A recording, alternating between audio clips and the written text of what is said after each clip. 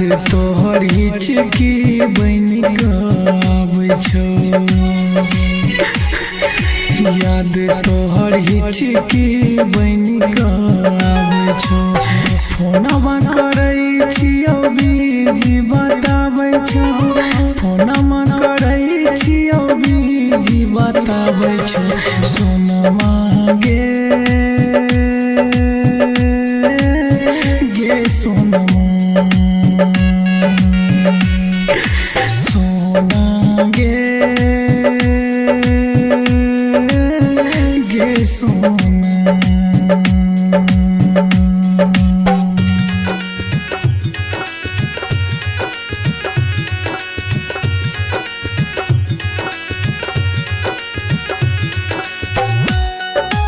Saraswati recording studio विदेश।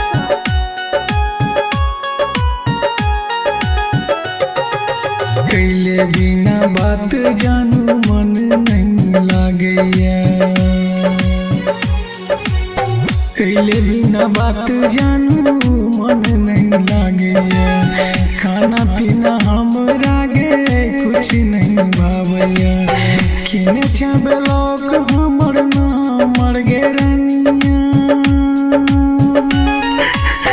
केने चाबे लोक हमर नाम गे रानिया। कोन गलती गेली रुसल छ धनिया, सोनमा गे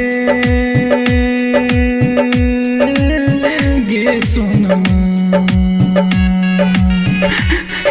सोना गे गे सोना।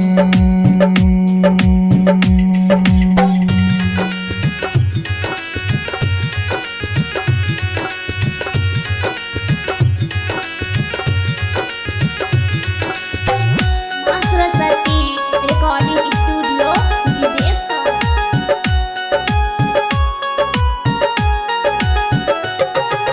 कानी कानी कहै छौ मुकेश दीवाना, कानी कानी कहै छौ मुकेश दीवाना।